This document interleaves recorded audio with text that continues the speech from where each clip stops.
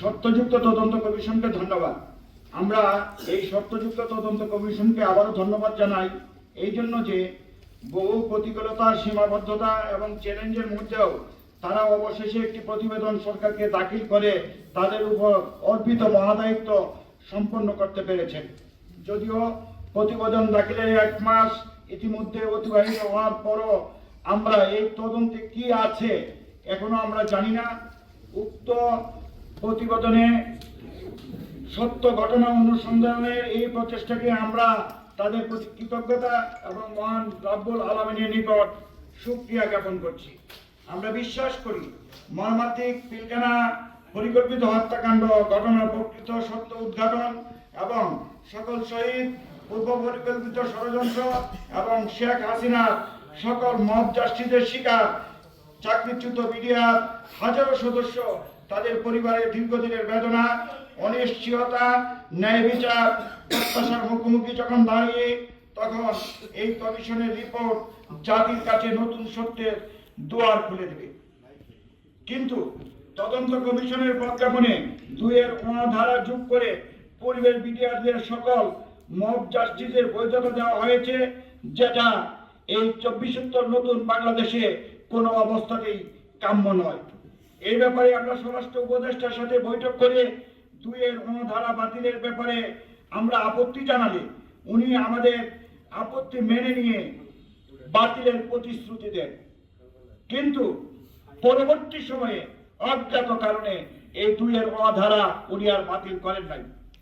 পিলখানা হত্যাকাণ্ডের উপর জাতীয় তদন্ত কমিশন গঠন হওয়ার পরপরই কমিশনের chairman major general Alam Fazlur Rahman sir নিজ থেকে স্বতঃস্ফূর্তভাবে সামাজিক যোগাযোগ মাধ্যমে ঘোষণা দিয়েছিলেন তিনি অত্যন্ত নিরপেক্ষভাবে ন্যায় ও নিষ্ঠার মাধ্যমে তদন্ত করে প্রকৃত দোষীদেরকে বের করে আনবেন।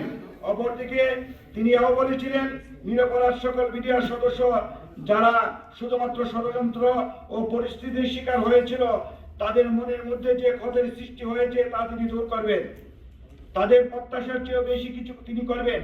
প্রয়োজনে তিনি ঢাকার বাইরে প্রত্যেকটা ইউনিট সরজমিনে ভিজিট করবেন এবং ক্ষতিগ্রস্ত বিডিআর সদস্যদের সাথে কথা বলবেন।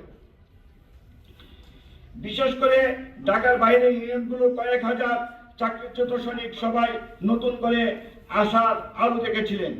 কিন্তু পরবর্তীতে দীর্ঘ 11 মাস যাবৎ তদন্ত করে 30শে নভেম্বর 2025 তারিখে যে তদন্ত প্রতিবেদন মাননীয় প্রধান উপদেষ্টার কাছে হস্তান্তর করলেন, ওই দিনই সন্ধ্যায় উনি সাংবাদিক সম্মেলনে বললেন পিলখানা হত্যাকাণ্ড ছিল পার্শ্ববর্তী দেশ ভারতের প্রত্যক্ষ মদদে তৎকালীন প্রধানমন্ত্রী শেখ হাসিনার সরাসরি নির্দেশনায় এবং তাপসের ব্যবস্থাপনায় একটি সুপরিকল্পিত হত্যাকাণ্ড, যা এতদিন বিডিআর বিদ্রোহের নামে চালিয়ে দেওয়া হয়েছে। তিনি এটাও বলেন যে আওয়ামী লীগ দলীয়ভাবে এই হত্যাকাণ্ডের সাথে জড়িত এবং তাদের মদতপুষ্ট কিছু সামরিক বেসামরিক উচ্চপদস্থ কর্মকর্তা, সাংবাদিক এরাও জড়িত ছিল, তাদের নাম তিনি প্রতিবেদনে উল্লেখ করেন।